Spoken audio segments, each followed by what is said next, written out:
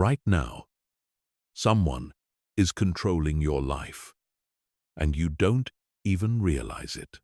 Someone is pulling your strings, dictating your mood, influencing your decisions, and keeping you stuck in patterns that drain your energy and sabotage your success. That someone could be your boss, your partner, your family, your friends, or even strangers on the internet. But here's the brutal truth. You gave them that power. Every time you let someone else's words ruin your day, every time you obsess over what others think about you, every time you sacrifice your own needs to keep someone else happy, you are handing over your power. You are becoming emotionally dependent. And emotional dependency is the enemy of success, confidence, and inner peace. Most people live their entire lives as emotional slaves. They react instead of respond. They let their happiness depend on external validation. They give away their energy to people who don't deserve it. They become addicted to approval, terrified of rejection, and paralyzed by the fear of disappointing others. This is not strength. This is weakness disguised as caring. But today, that changes. By the time you finish this, you will understand how to emotionally detach from anything that drains your power. You will learn how to become emotionally independent, mentally unshakable, and completely in control of your own energy. You will discover the mindset that allows you to stay calm and focused no matter what chaos surrounds you. This is not about becoming cold or heartless. This is about becoming powerful. This is about taking back control of your mind, your emotions, and your life. Let's begin. Chapter 1. The brutal truth about emotional attachment. The first thing you need to understand is that emotional attachment is not love, it's fear. When you are emotionally attached to someone or something, you are not operating from a place of strength. You are operating from a place of desperate need. You need them to act a certain way for you to feel okay. You need them to approve of you for you to feel worthy. You need them to be happy for you to be happy. This is not connection. This is codependency. Look at your life right now. How many of your emotions are controlled by other people? How often do you feel anxious because someone hasn't texted you back? How many times do you replay conversations in your head, wondering if you said the wrong thing? How often do you change your behavior to avoid conflict or gain approval? If you're honest, the answer is probably more often than you'd like to admit. Here's what most people don't realize. Emotional attachment makes you weak, predictable, and easy to manipulate. When someone knows exactly what buttons to push to get a reaction from you, they have power over you. When your mood depends on their behavior, they control your emotional state. When you need their validation to feel good about yourself, you have made yourself dependent on something you cannot control. The most successful people in the world, the ones who achieve extraordinary things and maintain unshakable confidence, they all have one thing in common. They are emotionally detached from outcomes they cannot control. They don't need anyone's permission to feel good about themselves. They don't need anyone's approval to make decisions. They don't let other people's opinions dictate their actions. Think about the people you admire most. The leaders, the innovators, the ones who seem to operate on a different level. What do you notice about them? They don't react emotionally to criticism. They don't get defensive when challenged. They don't seek validation from others. They operate from a place of inner confidence that cannot be shaken by external circumstances. This is what emotional detachment looks like in action. It's not about not caring. It's about caring about the right things. It's about investing your emotional energy only in what you can control and refusing to waste it on what you cannot. It's about understanding that other people's behavior is a reflection of them, not you. But here's where most people get confused. They think emotional detachment means becoming cold, distant, or uncaring. They think it means cutting off all emotions or isolating themselves from others. This is completely wrong. Emotional detachment is actually the foundation of genuine relationships and authentic connection. When you are not desperate for someone's approval, you can be genuine with them. When you don't need them to behave a certain way for you to feel okay, you can love them without conditions. When you are not attached to specific outcomes, you can be present and enjoy the moment. This is what real strength looks like. The problem is that most people have been conditioned to believe that emotional reactivity is normal.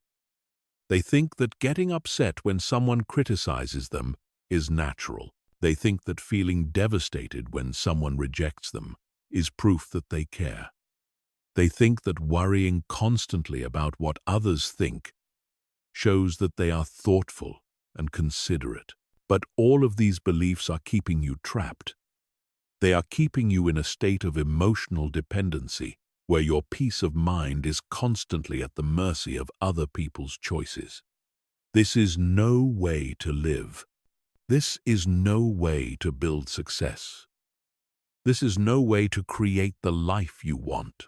The truth is, emotional attachment is often rooted in childhood conditioning. Maybe you learned that love was conditional on your performance. Maybe you learned that your worth was determined by other people's approval. Maybe you learned that you had to be perfect to be accepted. These early experiences taught you to seek validation externally instead of developing internal confidence. But you are not a child anymore. You have the power to reprogram these patterns. You have the ability to break free from emotional dependency and reclaim your power. You can learn to validate yourself. You can learn to find your worth internally. You can learn to stay calm and centered regardless of what's happening around you. This is what emotional detachment will give you. Complete freedom from other people's emotional manipulation. The ability to make decisions based on logic rather than emotion. Unshakable confidence that doesn't depend on external validation. Inner peace that cannot be disturbed by external chaos. The power to choose your responses instead of reacting automatically. But before you can build this emotional independence, you need to understand exactly how you lost your power in the first place. You need to recognize the specific ways that emotional attachment has been controlling your life. Only when you can see the prison can you begin to escape it. Chapter 2. How you lost your power. Let me paint a picture that will probably sound familiar. You wake up in the morning, and the first thing you do is check your phone. You're looking for messages, notifications, likes, comments, anything that will give you a hit of validation. If there's something positive, you feel good. If there's nothing, or worse, if there's something negative, your mood immediately shifts. You get to work and your boss makes a comment that could be interpreted multiple ways. Instead of asking for clarification or simply moving on, you spend the next 3 hours analyzing every word, wondering if you're in trouble, wondering if you did something wrong.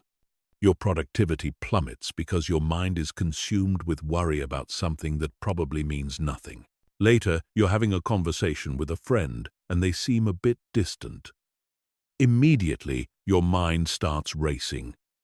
Did you say something wrong? Are they mad at you? You start overanalyzing every interaction you've had with them recently, trying to figure out what you could have done to upset them. You consider sending a text to ask if everything is okay, even though you know it will make you seem needy. At the end of the day, you're emotionally drained. Not because you did anything particularly difficult, but because you spent your entire day emotionally reacting to other people's behavior. You gave your power away to your boss, your friend, random people on social media, and anyone else who crossed your path.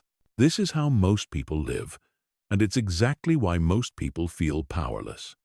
The truth is, you didn't lose your power overnight. It was taken from you gradually, through a process of conditioning that taught you to value other people's opinions more than your own. It started when you were young, and you learned that love and approval were conditional on your behavior. You learned that if you acted a certain way, people would be happy with you. And if you didn't, they would be disappointed. This conditioning taught you to constantly monitor other people's reactions and adjust your behavior accordingly. You learned to seek approval and avoid disapproval at all costs. You developed an internal radar that was constantly scanning for signs of rejection or acceptance. Over time, this became so automatic that you probably don't even realize you're doing it. But here's what this conditioning really did. It made you believe that your worth is determined by other people's opinions. It made you think that if someone doesn't like you, there must be something wrong with you. It made you feel responsible for other people's emotions and reactions. It turned you into a people pleaser who sacrifices their own needs to keep others happy. Let's look at some specific examples of how this shows up in your life. In relationships, you probably find yourself walking on eggshells, constantly worried about saying or doing the wrong thing. You might stay in unhealthy relationships because you're afraid of being alone or because you don't want to hurt the other person. You might compromise your values or ignore red flags because you're desperate to be loved and accepted. At work, you probably say yes to everything, even when you're already overwhelmed. You might stay late to finish projects that aren't your responsibility because you don't want to disappoint anyone. You might avoid expressing your ideas or opinions because you're afraid of being judged or criticized. You let other people take credit for your work because you don't want to seem arrogant or self-promoting. In social situations, you probably change your personality to fit in with whatever group you're with. You might pretend to like things you don't actually enjoy because you want to be accepted. You might keep your real opinions to yourself to avoid conflict. You might spend money you don't have to impress people who don't really care about you. With your family, you might let them guilt-trip you into doing things you don't want to do. You might accept disrespectful treatment because you feel obligated to maintain the relationship. You might suppress your authentic self to avoid disappointing them or causing drama. On social media, you probably post things designed to get likes and positive comments. You might delete posts that don't get enough engagement. You might compare your life to others and feel inadequate. You might spend hours scrolling, looking for validation, or getting upset by what others are posting. All of these behaviors have one thing in common. They put your emotional state in other people's hands. They make your happiness, confidence, and peace of mind dependent on factors you cannot control. They turn you into an emotional puppet, dancing to whatever tune other people are playing. The most dangerous part of this pattern is that it becomes addictive. Every time you get validation from others, your brain releases dopamine, the same chemical involved in drug addiction. This creates a cycle where you constantly need more approval to feel okay. Just like a drug addict needs bigger hits to get the same high, you need more and more validation to feel worthy. But here's the real kicker. The people whose approval you're seeking often don't even know they have this power over you. They're probably too focused on seeking their own validation to pay much attention to yours. You're giving away your power to people who aren't even aware they have it. This is why emotional attachment is so destructive. It's not just that it makes you weak. It's that it makes you weak for no reason. You're sacrificing your power, your authenticity, and your peace of mind for people who often don't care and relationships that aren't even real. The good news is that once you understand how you lost your power, you can begin to take it back. Once you can see the patterns, you can break them. Once you recognize that you've been living according to other people's rules, you can start writing your own. Chapter 3. The Psychology of Detachment. To truly understand emotional detachment, you need to understand how your brain works. Most of your emotional reactions are not actually responding to what's happening right now. They're responding to past experiences, future fears, and unconscious programming that was installed when you were too young to question it. Your brain has a part called the amygdala, which is responsible for detecting threats and triggering fight or flight responses. This part of your brain developed when humans were living in caves and facing physical dangers on a daily basis. Back then, being rejected by the tribe could literally mean death. So your brain developed powerful mechanisms to avoid social rejection at all costs. The problem is, your amygdala can't tell the difference between a real physical threat and an emotional threat. When someone criticizes you, your brain reacts as if you're being attacked by a wild animal. When someone doesn't text you back, your brain interprets this as potential abandonment, which triggers the same fear response that kept your ancestors alive. This is why emotional reactions feel so intense and urgent. Your brain is literally telling you that your survival is at stake. It's flooding your system with stress hormones and demanding immediate action to eliminate the threat. But in modern life, most of these threats are completely imaginary. Understanding this gives you incredible power, because once you realize that your emotional reactions are often based on outdated programming rather than current reality, you can begin to question them. You can learn to pause and ask yourself, is this reaction appropriate to what's actually happening? Or am I responding to old fears and conditioning? The key to emotional detachment is developing what psychologists call metacognition, which is essentially thinking about your thinking. It's the ability to step outside of your emotional reactions and observe them objectively, like a scientist studying an interesting phenomenon. When you develop metacognition, something remarkable happens. Instead of being swept away by your emotions, you become curious about them. Instead of automatically believing your thoughts, you examine them. Instead of reacting impulsively, you respond consciously. This is the foundation of true emotional intelligence. It's not about suppressing your emotions or pretending they don't exist. It's about understanding them, learning from them, and choosing how to respond to them. Let's break down the difference between attachment and detachment from a psychological perspective. Attachment occurs when you identify with your thoughts and emotions. You believe that you are your thoughts. You think that your emotions are facts about reality, rather than temporary experiences in your consciousness. When you're attached, you might think things like, I am anxious, I am angry, I am sad. But when you're detached, you think, I am experiencing anxiety. I notice anger arising. There is sadness present. This might seem like a small difference in language, but it represents a massive shift in perspective. The first way of thinking makes you the victim of your emotions. The second way makes you the observer of your emotions. When you're the victim, you have no choice but to be controlled by whatever you're feeling. When you're the observer, you have the power to choose your response. Detachment also involves understanding the difference between facts and stories. Most emotional suffering doesn't come from what actually happens.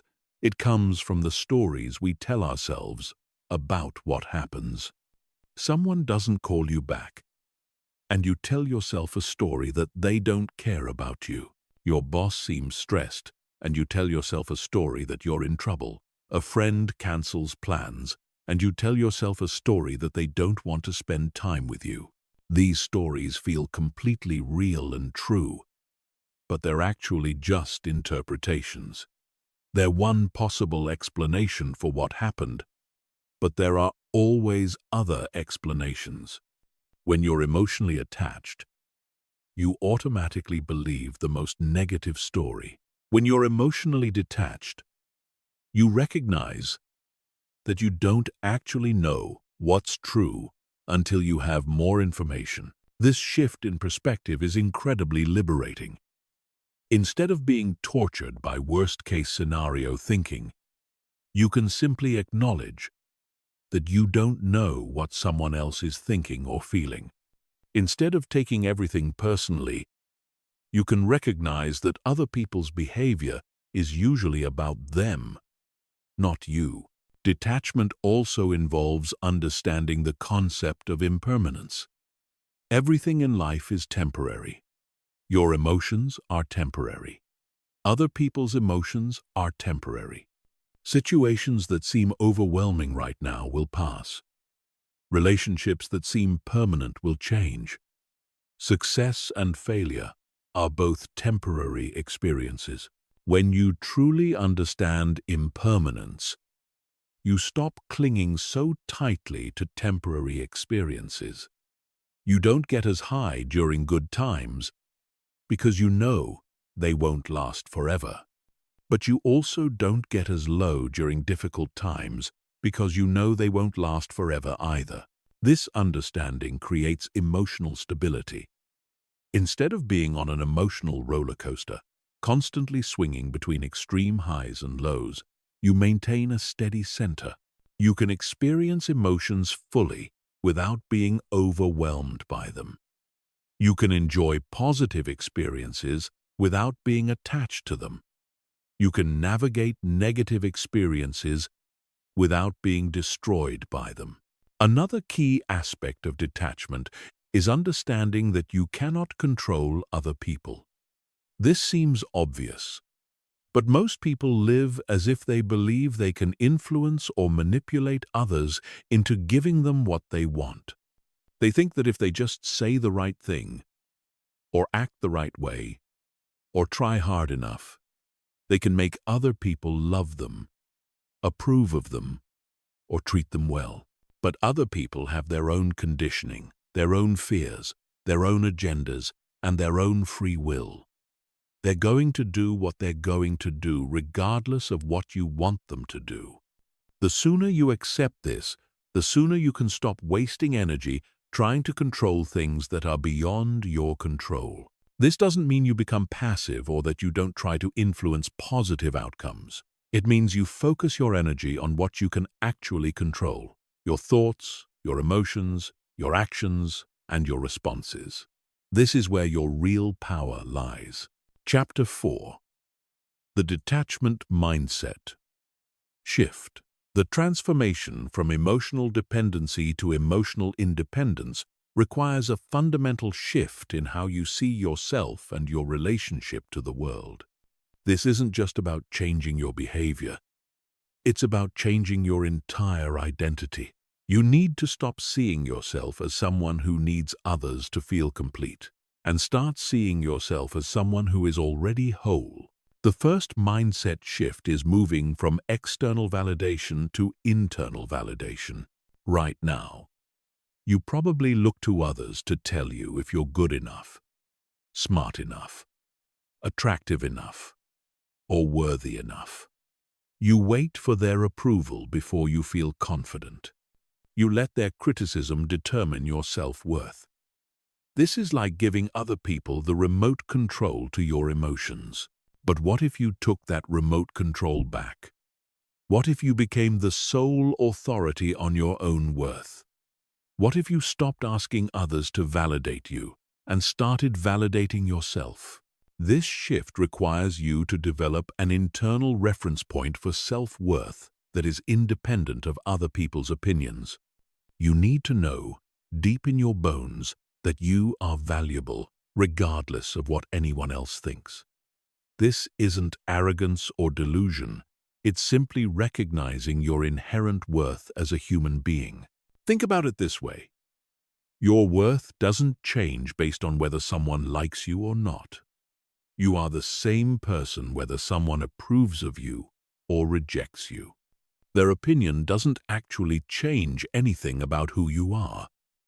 It's just information about their preferences, their conditioning, their mood, or their circumstances. When you truly understand this, criticism loses its power to devastate you, and praise loses its power to make you feel superior. Both become just information that you can consider or discard as you choose. The second mindset shift is moving from needing to be liked to being willing to be disliked. Most people are terrified of disapproval. They will sacrifice their authenticity, compromise their values, and betray their own needs just to avoid the possibility that someone might not like them. But here's what they don't realize. Trying to be liked by everyone is a guaranteed way to be respected by no one, including yourself. When you constantly modify your behavior to gain approval, you become a chameleon with no authentic identity. People can sense this desperation, and it actually makes you less likable, not more. The people who command the most respect and admiration are those who are willing to be themselves regardless of whether others approve. They have strong boundaries, clear values, and the courage to stand by their convictions even when it's unpopular. This doesn't mean you should try to be disliked, or that you should be rude or inconsiderate. It means you should be authentic and let other people's reactions be their responsibility, not yours. Some people will love your authenticity. Others will be threatened by it. And that's perfectly okay. The third mindset shift is moving from taking things personally to understanding that everything is about the other person. When someone is rude to you, it's not because you did something wrong, it's because they're having a bad day, or they're dealing with their own issues, or they learned unhealthy communication patterns from their past. When someone rejects you, it's not because you're not good enough. It's because you're not compatible with what they're looking for right now. When someone criticizes you, it's not necessarily because you did something wrong. It might be because they're projecting their own insecurities or because they have different preferences than you do. This understanding is incredibly freeing because it means you can stop analyzing every interaction to figure out what you did wrong. You can stop taking responsibility for other people's emotions and reactions. You can stop trying to be perfect to avoid triggering negative responses from others. The fourth mindset shift is moving from attachment to outcomes to attachment to the process. Right now, you probably measure your success based on specific outcomes. Whether you get the job, whether the person likes you back, whether your project succeeds, whether people approve of your choices. But here's the problem with outcome attachment. You can't control outcomes. You can influence them, but there are always factors beyond your control that affect the final result. When you attach your happiness to specific outcomes, you set yourself up for disappointment and anxiety. Instead, attach your satisfaction to things you can control. The effort you put in, the quality of your work, how well you communicate, how authentic you are, how much you learn and grow from the experience. These are things that are entirely within your power. When you shift your focus from outcomes to process, you become more resilient, more confident, and paradoxically, more likely to achieve positive outcomes. You're not paralyzed by the fear of failure because your worth isn't tied to succeeding. You're free to take risks, be creative, and push yourself to grow. The fifth mindset shift is moving from scarcity to abundance. Many of your attachment patterns are rooted in scarcity thinking, the belief that there's not enough love, approval, opportunities, or success to go around.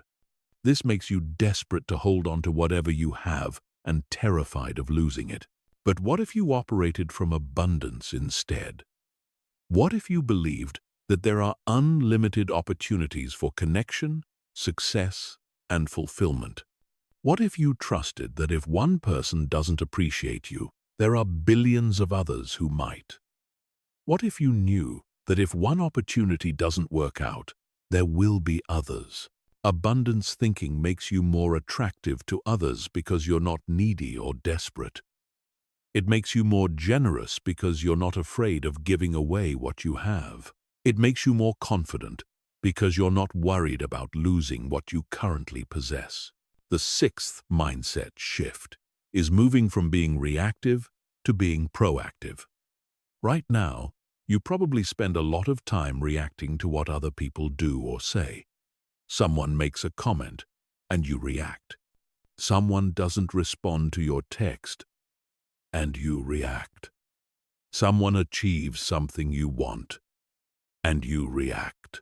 But what if you stopped reacting and started acting based on your own values and goals? What if you stopped letting other people's behavior dictate your mood and started creating your own emotional state? What if you stopped waiting for permission or approval and started taking action based on what you know is right? This shift from reactive to proactive is one of the most powerful changes you can make. It transforms you from someone who is constantly blown around by external circumstances to someone who creates their own direction and momentum. These mindset shifts don't happen overnight. They require consistent practice and a willingness to challenge thoughts and beliefs that have been with you for years. But once you begin to see yourself differently, everything else starts to change. Chapter 5. Breaking the Emotional Chains. Now that you understand the psychology and mindset behind emotional detachment, it's time to start implementing specific strategies to break free from the emotional patterns that have been controlling your life. This is where the real work begins. And it's not going to be comfortable. Breaking emotional chains requires you to do the opposite of what feels natural. When your instinct is to seek reassurance, you'll need to sit with uncertainty. When your impulse is to people please, you'll need to risk disapproval. When your habit is to take things personally, you'll need to practice emotional distance. This is going to feel strange and scary at first, but it's the only way to build genuine emotional strength. The first strategy is learning to pause before reacting. Right now, there's probably a very short gap between stimulus and response in your emotional life. Someone says something that triggers you, and you immediately react with anger, hurt, anxiety, or defensive behavior. This automatic response keeps you trapped in old patterns. You need to create space between what happens and how you respond. When someone says something that normally would upset you, Instead of immediately reacting, take a deep breath and count to 10. Ask yourself, what am I feeling right now? Why am I feeling this? Is this feeling based on what actually happened, or is it based on a story I'm telling myself about what happened? This pause gives you the opportunity to choose your response instead of being controlled by your automatic reactions. You might realize that your initial emotional response was based on assumptions rather than facts. You might discover that you're taking something personally that actually has nothing to do with you. The second strategy is developing emotional curiosity instead of emotional judgment. When you notice yourself having a strong emotional reaction, instead of immediately trying to make the feeling go away or judging yourself for having it, get curious about it. What is this emotion trying to tell you? What need or fear might be underneath it? What past experience might it be connected to? This curiosity helps you understand your emotional patterns without being controlled by them. You start to see your emotions as information rather than commands. You begin to recognize the difference between feeling something and being something. For example, instead of thinking, I am anxious, you might think, I notice anxiety arising. I wonder what this anxiety is about. Is there a real threat? Or is my brain just trying to protect me from something that isn't actually dangerous? The third strategy is practicing the art of non-reaction. This is probably the most challenging skill to develop, but it's also the most powerful. Non-reaction means staying calm and centered when others are trying to provoke an emotional response from you. When someone criticizes you, insults you, tries to make you jealous, or attempts to manipulate you emotionally, your goal is to remain completely unaffected. This doesn't mean you ignore them or pretend nothing happened. It means you don't give them the emotional reaction they're looking for. Start practicing this in low-stakes situations.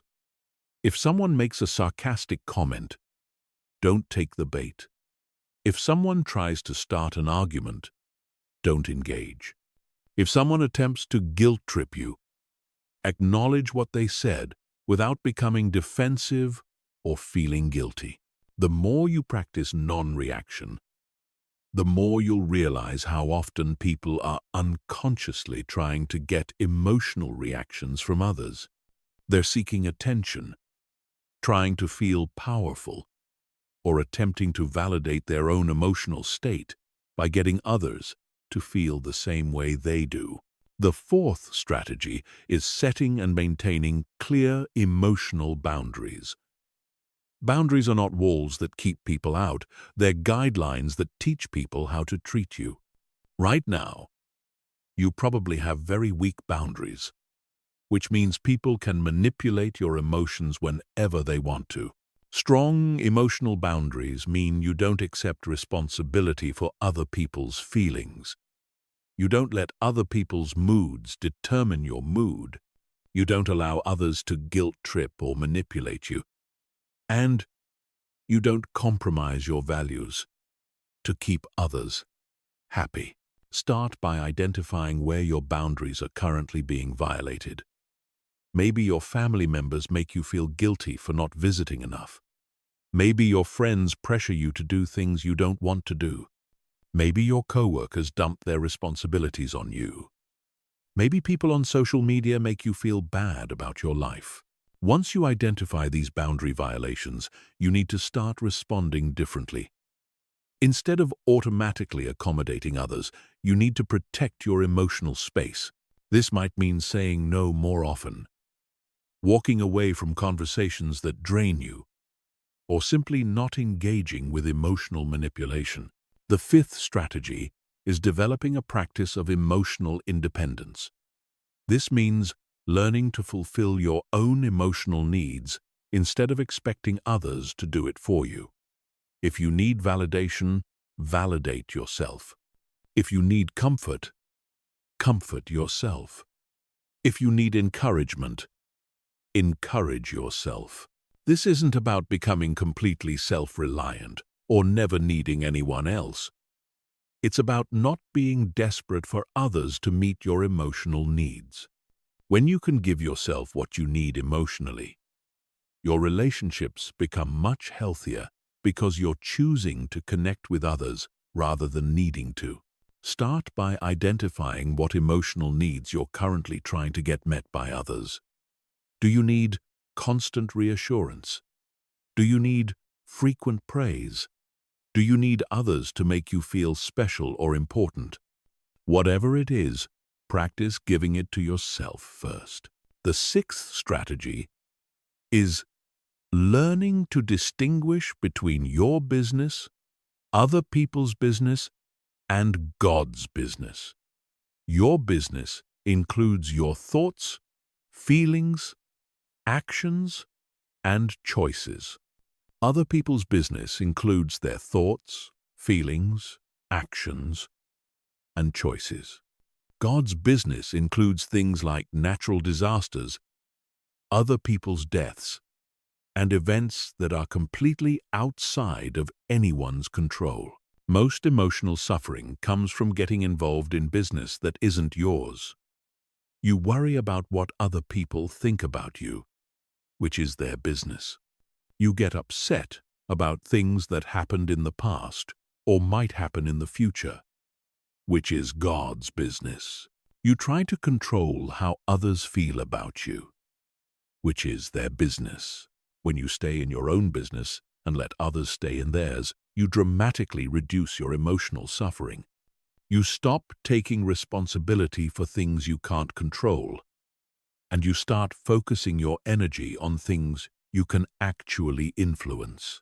This process of breaking emotional chains is challenging because it requires you to give up familiar patterns, even when those patterns are making you miserable. Your ego will resist these changes because it's comfortable with being a victim. It knows how to get attention and sympathy through emotional suffering. But on the other side of this discomfort is true freedom. Freedom from needing others to validate you. Freedom from being controlled by other people's moods and reactions. Freedom from taking everything personally. Freedom from the exhausting cycle of seeking approval and avoiding rejection. The question is, are you ready to do the work required to claim this freedom? Chapter 6. Building emotional armor. Most people think that being emotionally strong means never getting hurt.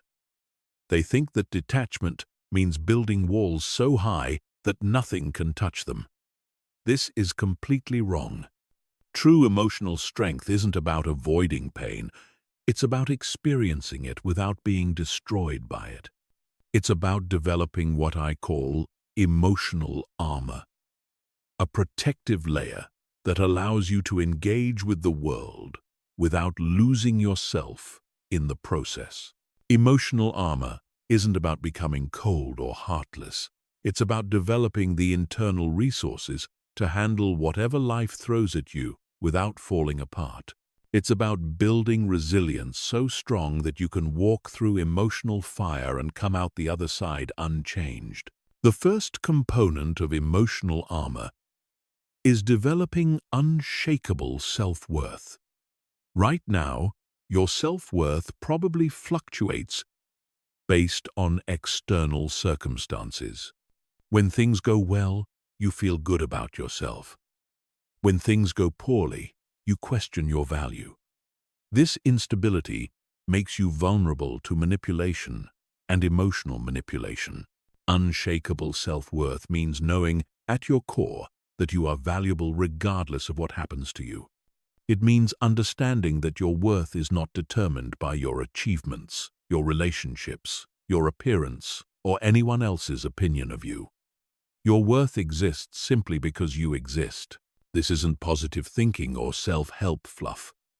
This is a practical recognition that human worth is inherent, not earned. You don't have to prove your value to anyone. including yourself.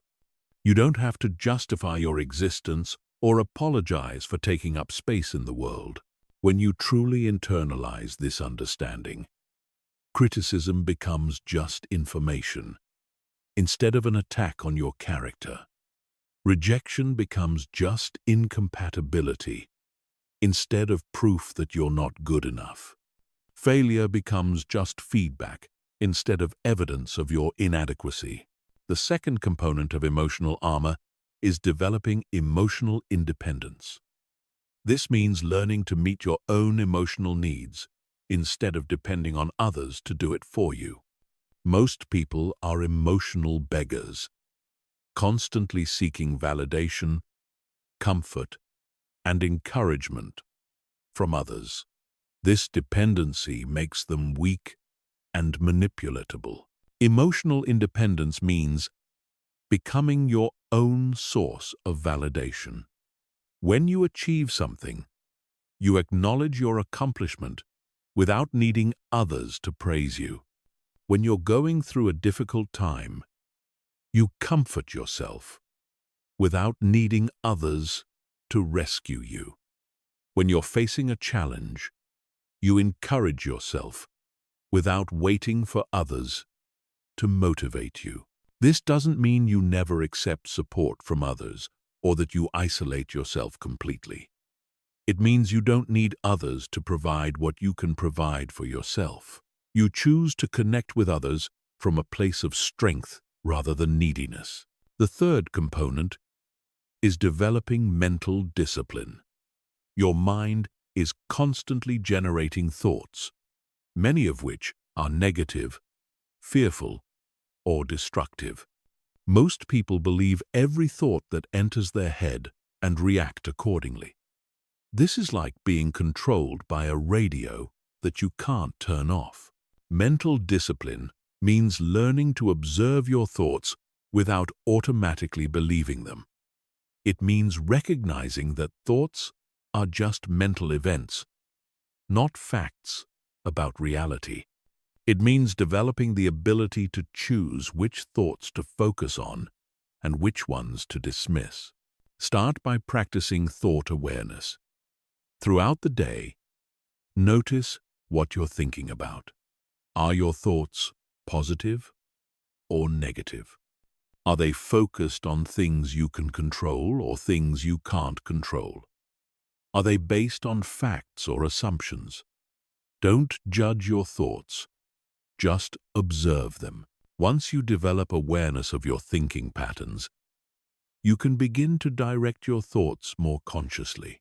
When you notice yourself thinking negative thoughts about yourself, challenge them. Ask yourself, is this thought true? Is it helpful? What would I think instead if I wanted to feel confident and powerful? The fourth component is emotional regulation under pressure. It's easy to stay calm when everything is going well.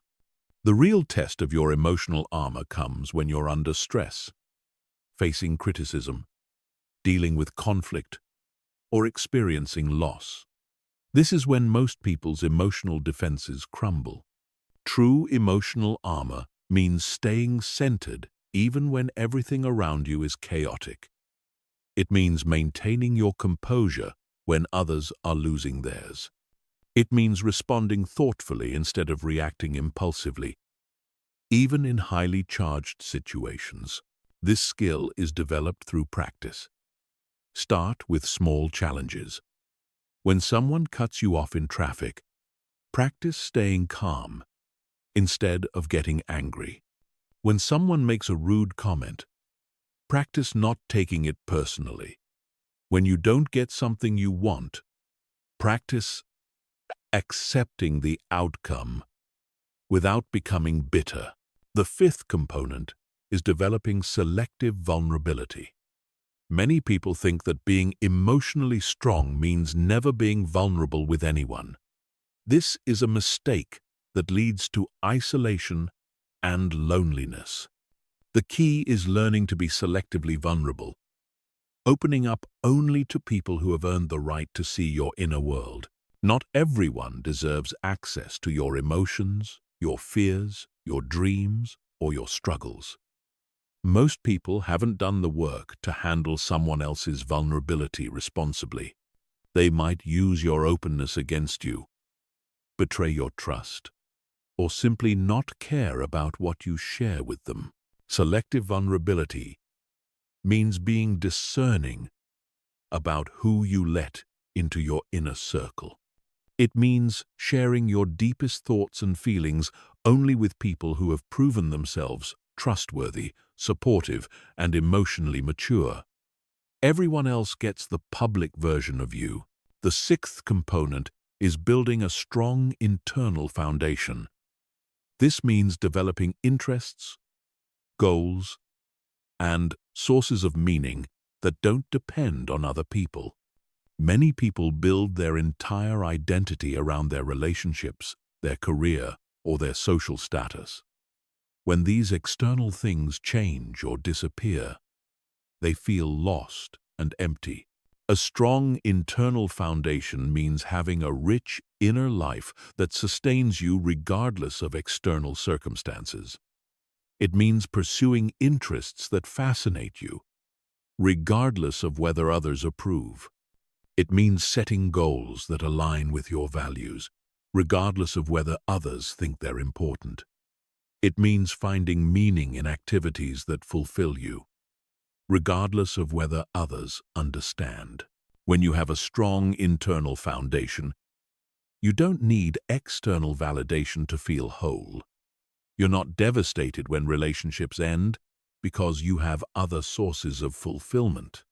You're not destroyed by career setbacks because your identity isn't entirely wrapped up in your job. You're not crushed by social rejection because you have internal sources of self-worth.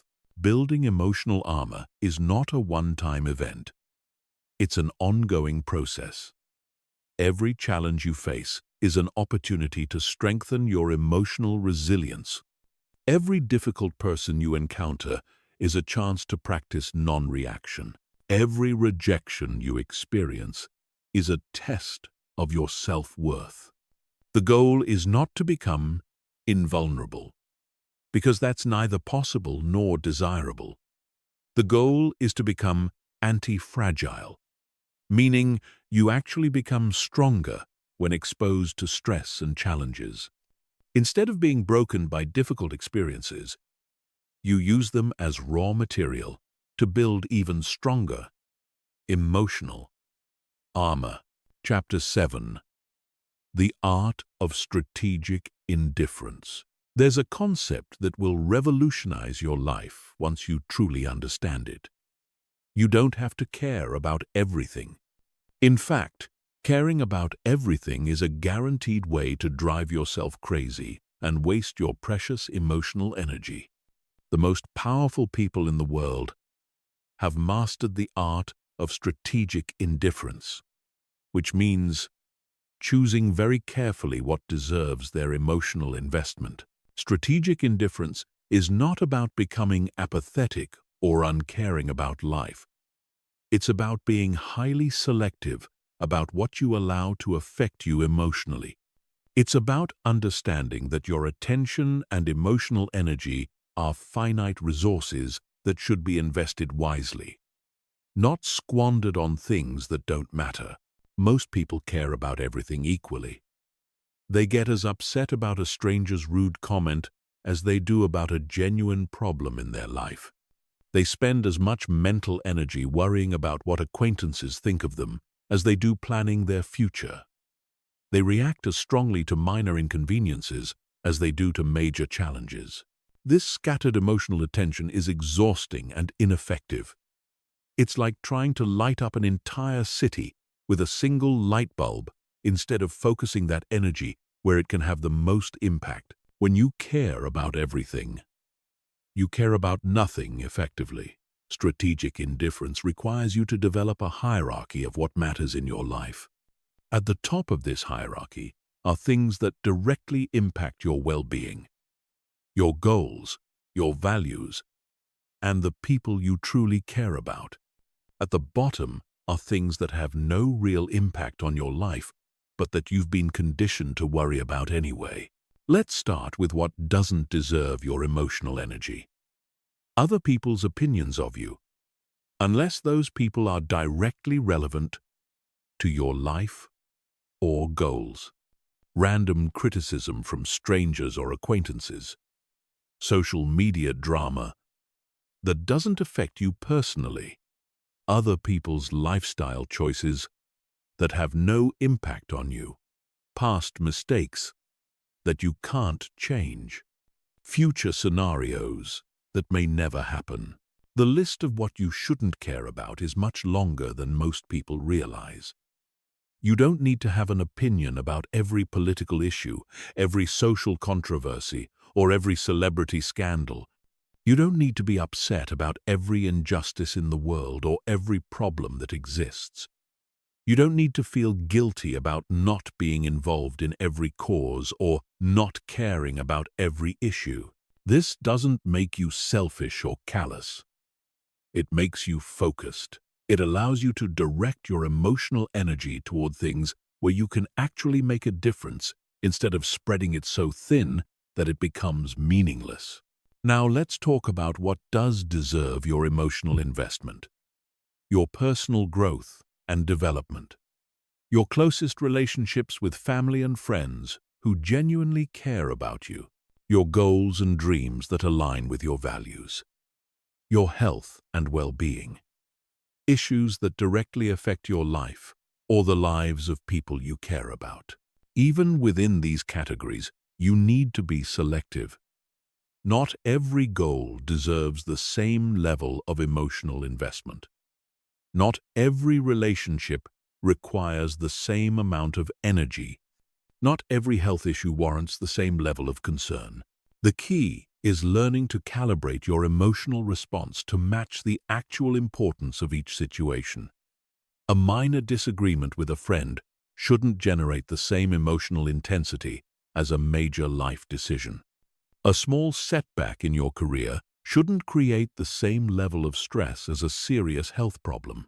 This calibration requires practice and self-awareness.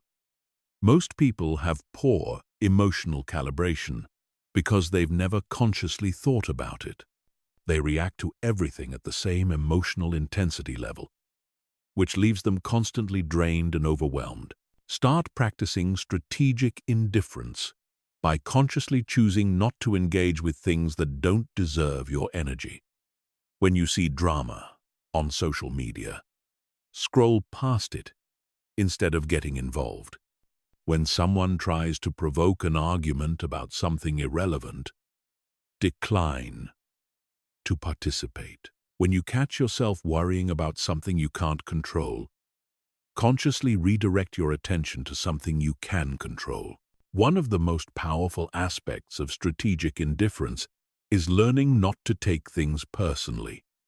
Most of the things that happen to you are not actually about you.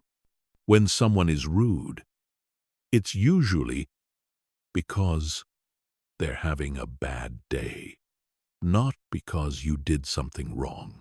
When someone rejects you, it's usually because you're not compatible, not because you're defective.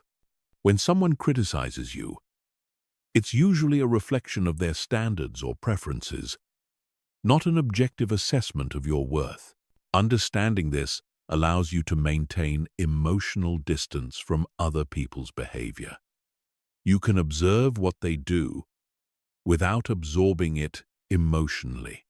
You can respond appropriately without being affected personally.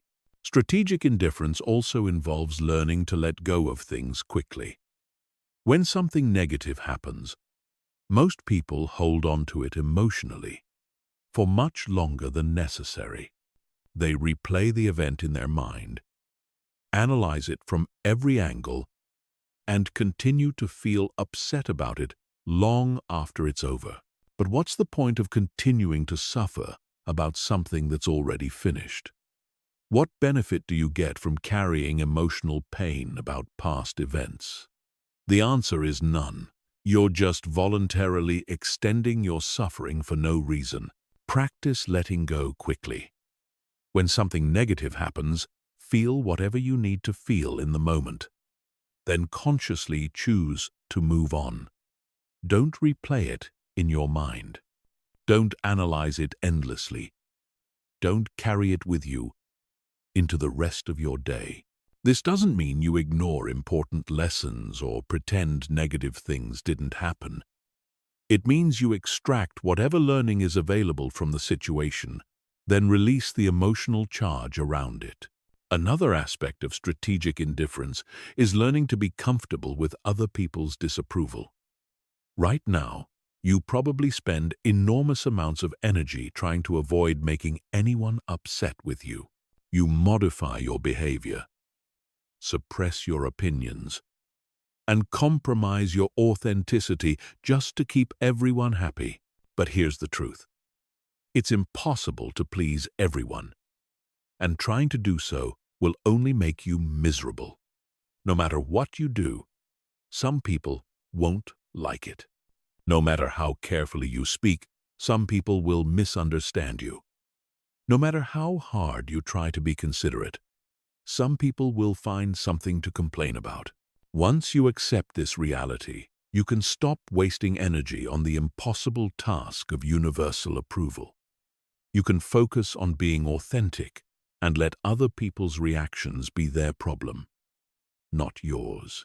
Strategic indifference is ultimately about emotional sovereignty. It's about taking back control of your inner life and refusing to let external circumstances dictate your emotional state. It's about becoming selectively sensitive instead of universally reactive. Chapter 8. Reclaiming your energy. Energy is your most precious resource, yet most people give it away freely to anyone who asks for it. They let toxic people drain them. They waste it on meaningless activities, and they scatter it across dozens of unimportant concerns. If you want to take back your power, you need to become fiercely protective of your energy and learn to invest it only in things that serve your highest good. Think about your energy like money. You wouldn't give your money to everyone who asks for it, yet you probably give your energy away much more carelessly. You wouldn't spend your money on things that make you worse off, yet you probably invest your energy in activities and relationships that drain you and add no value to your life. Energy management is just as important as financial management, if not more so. When you're emotionally drained, you can't perform at your best. You can't think clearly, make good decisions, or pursue your goals effectively. You become reactive instead of proactive, weak instead of strong, scattered instead of focused. The first step in reclaiming your energy is conducting an energy audit. For 1 week, pay close attention to what gives you energy and what takes it away. Notice how you feel after spending time with different people. Pay attention to which activities leave you feeling energized and which ones leave you feeling depleted. Observe how different environments affect your energy levels. You'll probably discover that certain people consistently drain your energy. These are the people who complain constantly but never take action to improve their situation. They dump their problems on you, but ignore your advice. They create drama wherever they go. They're negative, pessimistic, and emotionally exhausting to be around. You'll also notice that certain activities consistently drain your energy. These might include mindless scrolling on social media, watching too much news, engaging in gossip, or participating in activities that don't align with your values or interests. On the flip side, you'll identify people who consistently give you energy. These are the people who inspire you, support you, challenge you to grow, and make you feel good about yourself. You'll also identify activities that energize you, such as pursuing your hobbies, exercising, learning new skills, or working on meaningful projects. Once you have this awareness, you can begin to make conscious choices about how you spend your energy. This means spending more time with energy-giving people and less time with energy-draining people. It means engaging in more activities that energize you and fewer activities that deplete you. But here's where most people struggle. They feel guilty about protecting their energy. They think it's selfish to avoid negative people or to say no to energy-draining activities. They believe they have an obligation to be available to everyone who wants their time and attention. This guilt is misplaced and destructive. You are not obligated to absorb other people's negative energy. You are not responsible for fixing everyone's problems or being everyone's emotional support system. You are not required to sacrifice your well-being to make others feel better. In fact, protecting your energy is one of the most generous things you can do, because it allows you to show up as your best self for the people and activities that truly matter.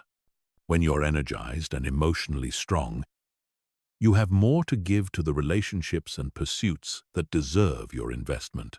Setting energy boundaries means learning to say no without explanation or justification.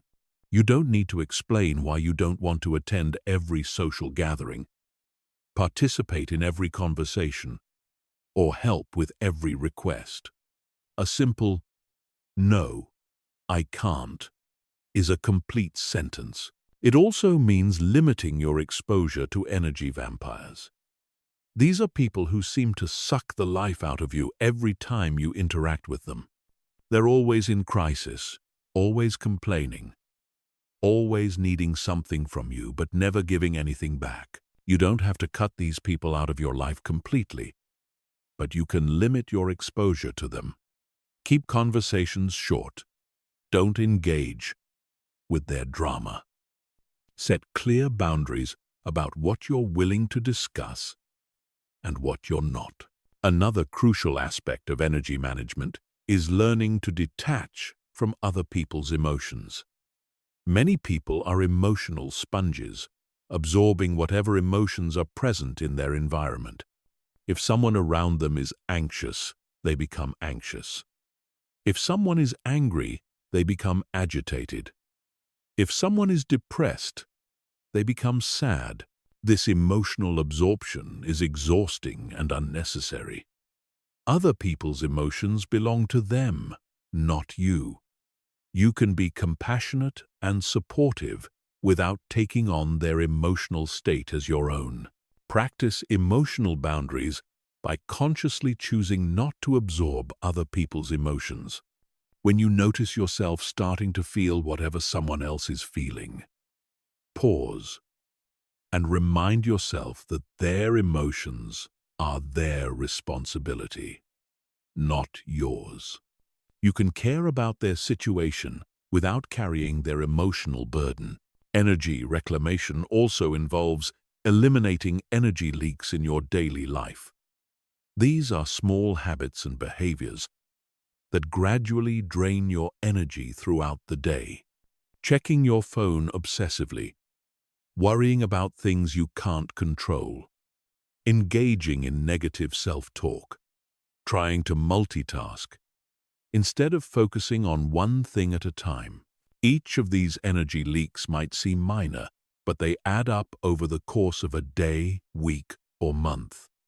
Eliminating them can dramatically increase your overall energy levels and emotional resilience. One of the biggest energy leaks is mental rumination. This is when you replay past events or worry about future scenarios over and over in your mind. Rumination is completely unproductive because it doesn't change anything about what happened or what might happen, but it consumes enormous amounts of mental energy. When you catch yourself ruminating, consciously redirect your attention to the present moment. Focus on what you can control right now, instead of what you can't control in the past or future. Another major energy leak is trying to control things that are beyond your influence. You waste enormous amounts of energy trying to control other people's behavior, opinions, and decisions. You stress about outcomes that depend on factors outside your control. You worry about scenarios that may never happen. Learning to focus your energy only on things you can actually control is one of the most liberating shifts you can make. It allows you to direct your full power toward areas where you can actually create change instead of dissipating it in futile attempts to control the uncontrollable. Reclaiming your energy is not a selfish act. It's an act of self-respect. It's recognizing that your energy is valuable and deserves to be invested wisely. It's understanding that you can't pour from an empty cup. So keeping yourself energized is actually the most generous thing you can do for others. Chapter 9. Mastering Difficult People. Every day, you encounter people who test your emotional detachment. The manipulator who tries to guilt-trip you into doing what they want. The narcissist who makes everything about them. The drama queen who creates chaos wherever they go. The passive-aggressive person who says one thing but means another. The energy vampire who drains you with their constant complaints and negativity.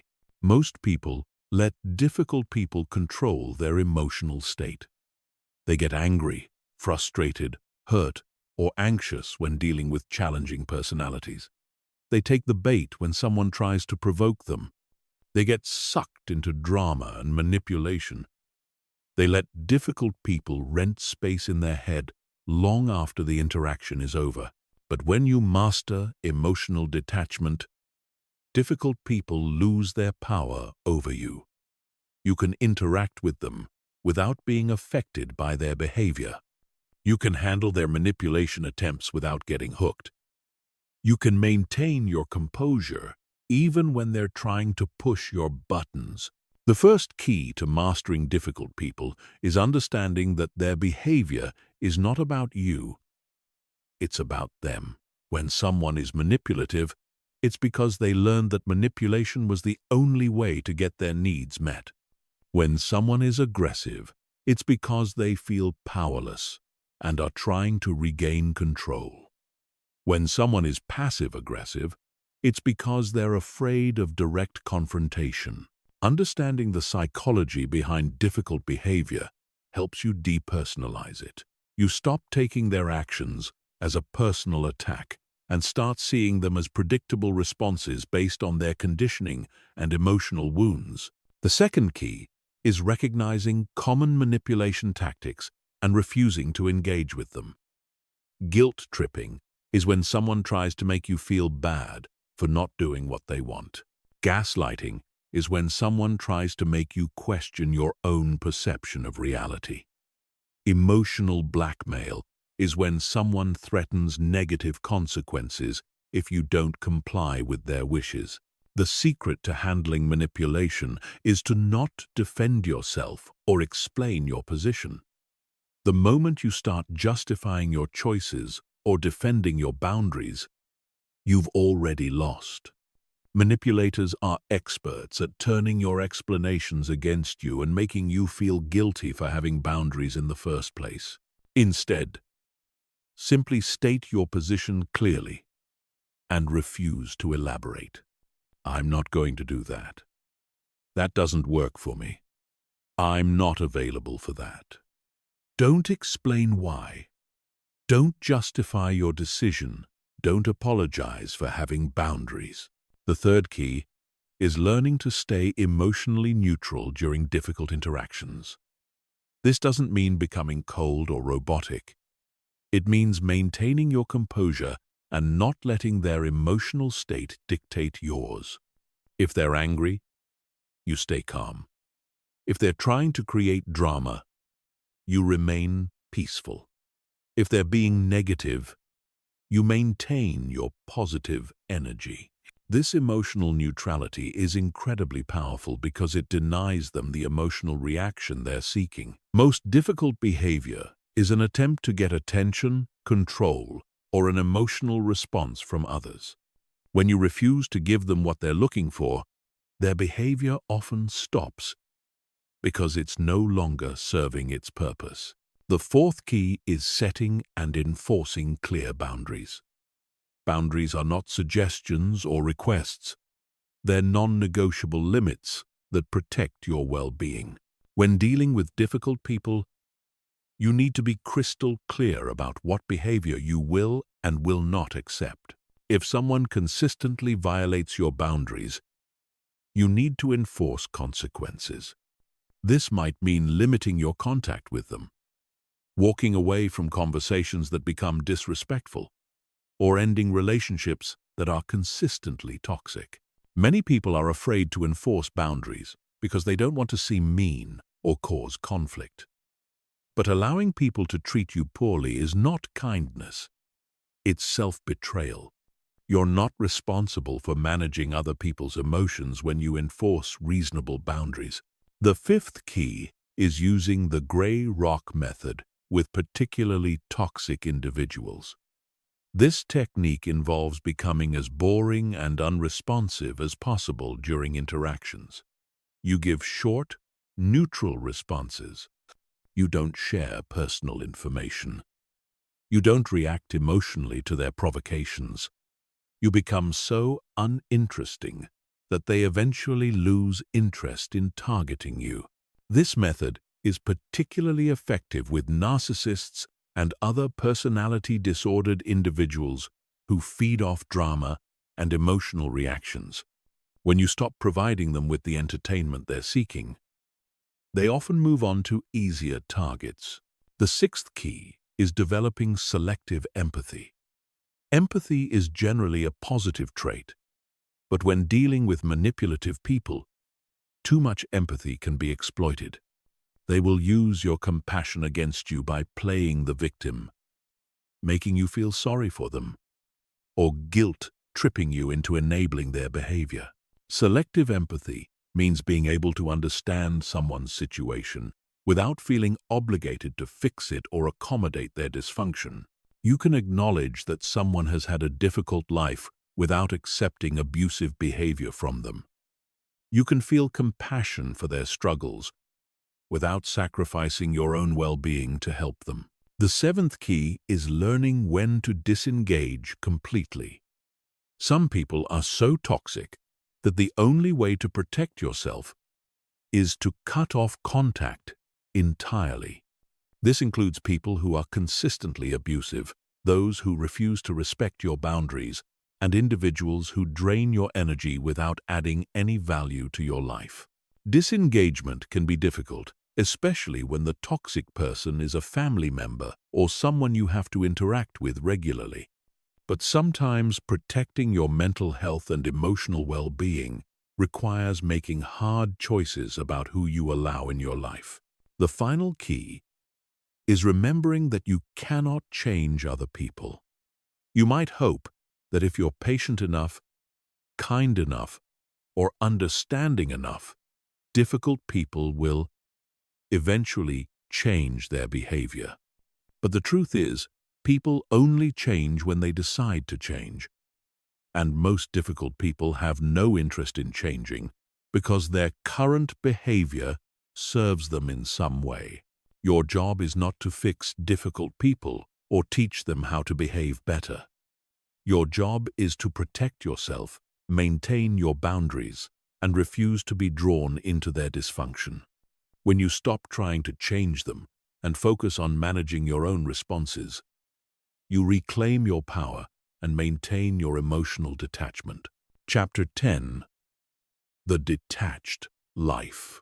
Living a truly detached life doesn't mean becoming cold, isolated, or indifferent to the world around you. It means operating from a place of centered strength where you can engage fully with life while maintaining your emotional sovereignty. You care deeply about what matters while remaining unshaken by what doesn't. You love without losing yourself. You pursue goals without being destroyed by setbacks. You connect with others without becoming dependent on their approval. This is what ultimate freedom looks like.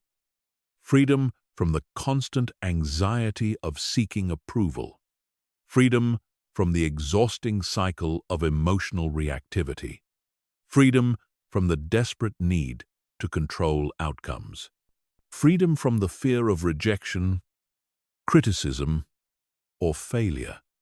When you achieve this level of detachment, you become truly unstoppable. The detached life begins with accepting radical responsibility for your emotional state. This means acknowledging that no one else can make you feel anything. Other people's words, actions, and opinions are just external events. Your emotional response to these events is always your choice, even when it doesn't feel like it. This is perhaps the most difficult truth to accept, because it means you can no longer blame others for your emotional suffering. You can't say that someone made you angry, hurt, or sad. You can say that you chose to feel angry, hurt, or sad in response to their behavior. This shift from victim to creator is the foundation of emotional freedom. When you take radical responsibility, you also gain radical power. If your emotions are your choice, then you can choose different emotions. If your reactions are under your control, then you can choose better reactions. If your emotional state is your responsibility, then you can create the inner experience you want, regardless of external circumstances. The detached life also means developing unshakable inner peace. This isn't the temporary peace you feel when everything is going well. It's the deep peace that exists, regardless of what's happening around you. It's the peace that comes from knowing you can handle whatever life brings. It's the peace that comes from not needing external circumstances to be different for you to be okay. This inner peace is built through consistent practice of detachment skills. Every time you choose not to take something personally, you strengthen your peace. Every time you refuse to react emotionally to provocation, you deepen your calm. Every time you let go of the need to control outcomes, you expand your serenity. Living detached means becoming outcome independent. You pursue your goals with full commitment and effort, but you're not attached to specific results. You understand that you can control your actions, but not the outcomes. You measure success by the quality of your effort, not by whether you achieve exactly what you wanted. This outcome independence is incredibly liberating because it removes the fear of failure. When you're not attached to specific outcomes, failure becomes just feedback rather than a catastrophe. You can take risks, try new things, and push yourself to grow without being paralyzed by the possibility of not succeeding. The detached life also involves cultivating selective engagement. You choose carefully where to invest your time, energy, and attention. You engage deeply with people and activities that align with your values and support your growth. You politely disengage from people and situations that drain you or distract you from your priorities. This selectivity is not selfishness, it's wisdom. You recognize that your resources are finite and should be invested where they can have the greatest positive impact. You understand that saying yes to everything means saying no to what's most important. In relationships, detachment allows for deeper connection. Paradoxically, when you're not desperate for someone's approval, you can be authentic with them. When you're not trying to control their behavior, you can love them as they are. When you're not attached to specific outcomes in the relationship, you can be present and enjoy whatever unfolds. This creates much healthier relationship dynamics. You attract people who appreciate your authenticity rather than those who want to manipulate your neediness. You can set boundaries without guilt, and communicate honestly without fear. You can support others without losing yourself in their problems. The detached life means viewing challenges as opportunities for growth rather than threats to your well-being. Every difficult person you encounter is a chance to practice non-reaction. Every setback is an opportunity to develop resilience. Every criticism is a chance to strengthen your self-worth. Every rejection is practice for not taking things personally. This reframing transforms your entire relationship with adversity.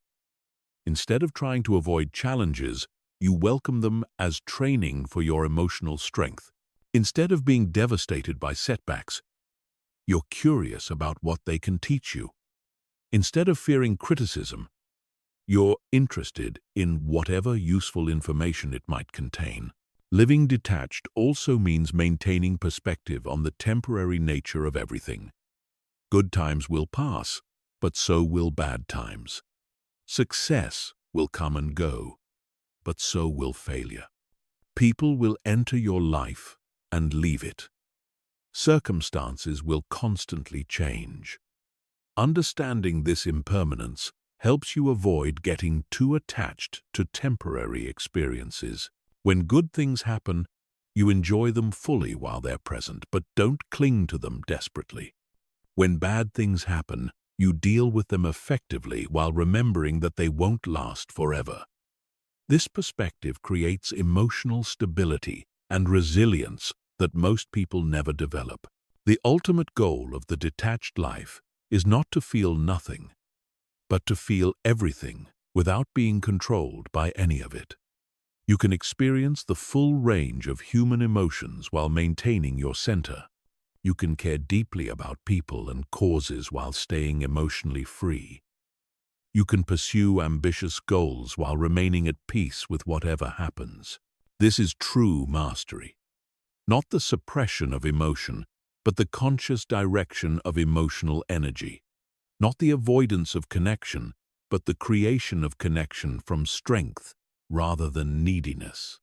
Not the abandonment of goals, but the pursuit of goals from love rather than fear.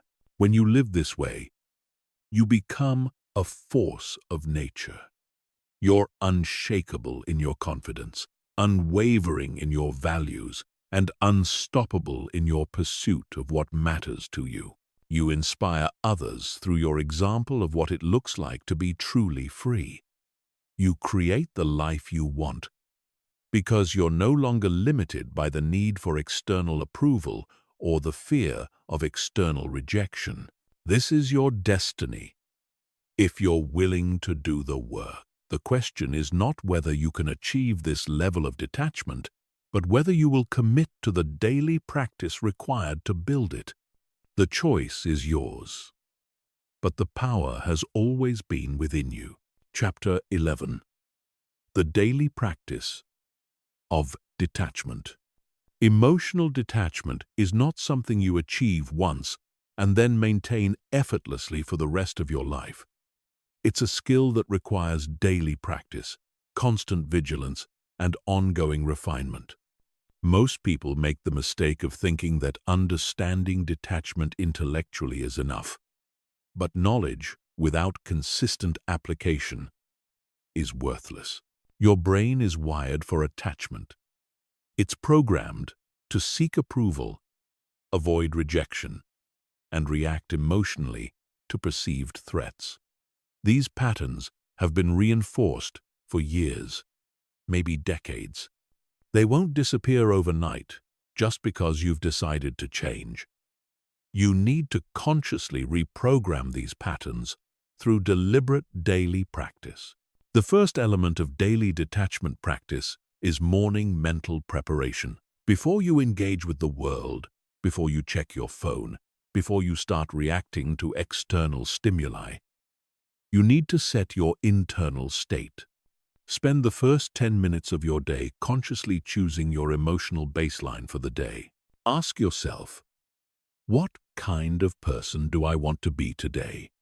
How do I want to respond to challenges? What will I do when someone tries to provoke an emotional reaction from me?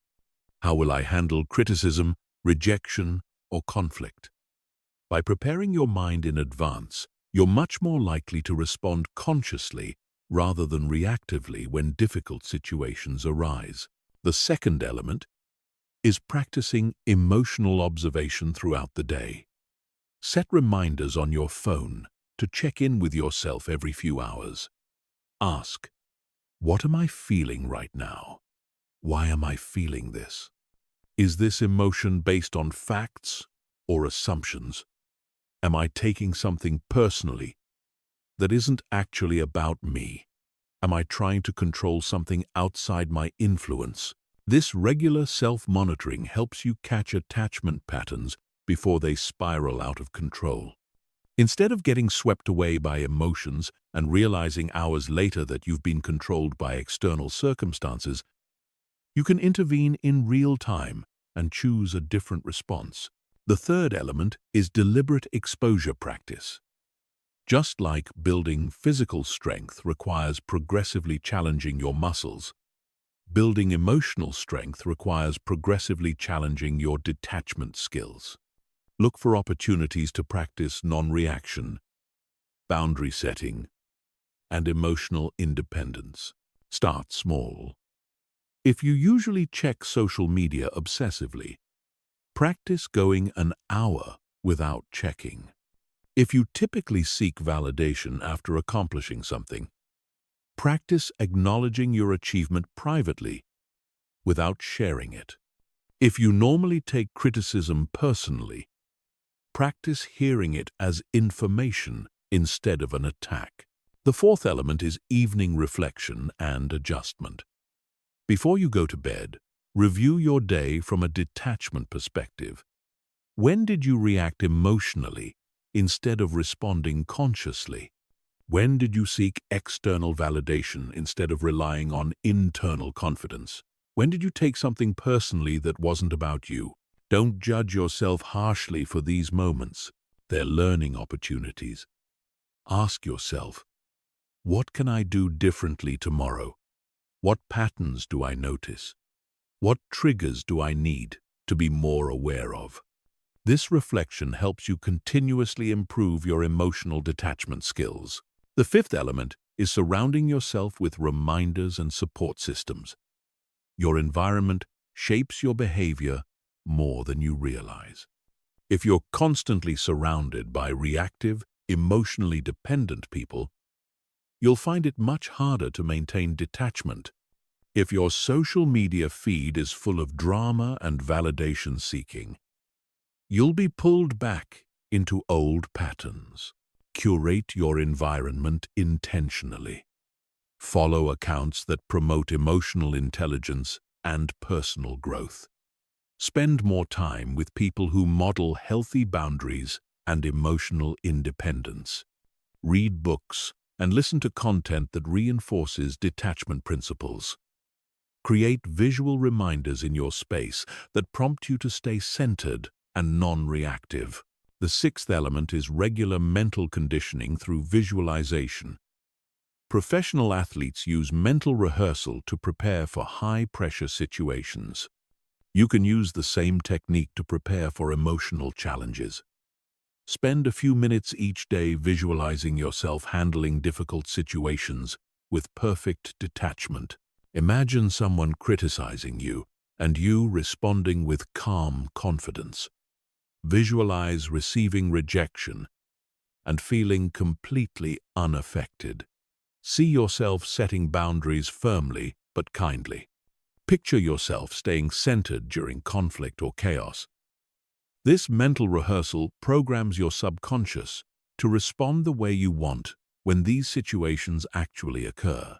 The seventh element is studying your own patterns with scientific curiosity. Keep a journal of your emotional reactions and triggers. Notice patterns. Do you always get defensive with certain types of people? Do you always seek validation in specific situations?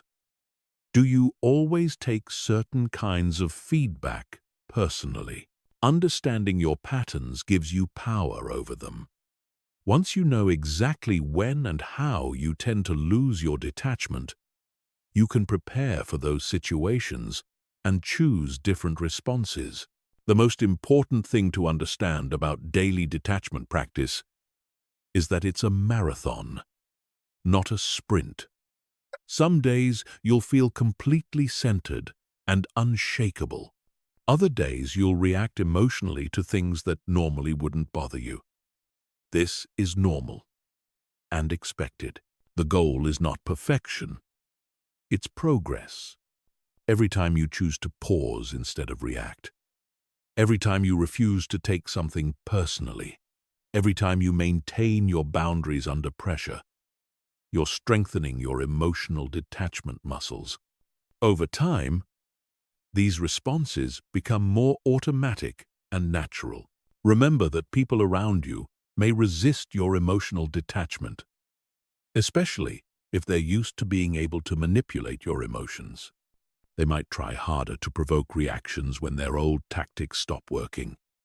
They might accuse you of being cold or uncaring when you stop absorbing their emotional states. This resistance is actually evidence that your detachment practice is working. Don't let other people's reactions pull you back into old patterns. Stay committed to your growth even when it makes others uncomfortable. The daily practice of detachment is ultimately about becoming the person you want to be regardless of external circumstances. It's about developing such strong inner stability that nothing outside of you can shake your core peace and confidence. This is not just a nice idea. It's a trainable skill that will transform every aspect of your life if you commit to practicing it consistently. Chapter 12. Detached relationships. One of the biggest misconceptions about emotional detachment is that it means becoming cold, distant, or incapable of love. People think that if you're not emotionally reactive, you can't form deep connections. This is completely wrong. Detached relationships are actually the healthiest, most fulfilling relationships possible because they're based on choice rather than neediness, on love rather than fear, on mutual respect rather than emotional manipulation. Most relationships are built on emotional dependency. People stay together because they're afraid of being alone, because they need someone to validate them, because they've become addicted to the emotional highs and lows of drama. They confuse intensity with intimacy, jealousy with love, and possessiveness with caring. Detached relationships are different. They're characterized by emotional independence, where both people can be happy and fulfilled on their own, but choose to share their lives because they genuinely enjoy each other's company. There's no desperation, no manipulation, no walking on eggshells to avoid conflict. In a detached relationship, you love the other person for who they are, not for what they do for you. You don't try to change them or control their behavior. You don't take their moods personally or feel responsible for their happiness. You support them without losing yourself in their problems. The first principle of detached relationships is maintaining your individual identity. Too many people lose themselves in relationships. They stop pursuing their own interests, abandon their personal goals, and mold themselves into whatever they think their partner wants. This creates an unhealthy dynamic, where one or both people become dependent on the relationship for their sense of self. In a detached relationship, you maintain your own interests, goals, and social connections. You have a rich life outside the relationship that would continue to fulfill you even if the relationship ended. This isn't selfish or uncommitted. It's healthy. It means you're choosing to be in the relationship rather than needing to be in it. The second principle is emotional non-absorption. In most relationships, when one person is upset, the other person automatically becomes upset too. When one person is stressed, their stress spreads to their partner. This emotional contagion creates unnecessary suffering and prevents both people from thinking clearly during difficult times. In detached relationships, you can be empathetic and supportive without absorbing your partner's emotional state. If they're having a bad day, you can listen and offer support without letting their mood ruin your day. If they're anxious about something, you can help them problem solve without becoming anxious yourself. The third principle is outcome independence in the relationship itself. This means you're fully committed to giving your best to the relationship while being emotionally prepared for any outcome, including the relationship ending. This might sound contradictory, but it's actually what makes true commitment possible. When you're attached to the relationship continuing at all costs, you become willing to compromise your values, ignore red flags, and accept poor treatment just to avoid the possibility of breakup. But when you're outcome independent, you can be authentic, set boundaries, and address problems honestly because you're not afraid of the relationship ending if it's not truly compatible. The fourth principle is refusing to engage in emotional manipulation or drama. Healthy relationships shouldn't feel like emotional roller coasters. If your partner tries to guilt trip you, give you the silent treatment, threaten to leave when they don't get their way, or use any other manipulative tactics, you don't play along. In detached relationships, you communicate directly and honestly. When there's conflict, you address it rationally without attacking each other's character or bringing up past grievances. You focus on solving problems rather than winning arguments or making each other feel bad. The fifth principle is accepting your partner as they are, rather than trying to change them. Most relationship problems come from one or both people trying to turn their partner into someone different.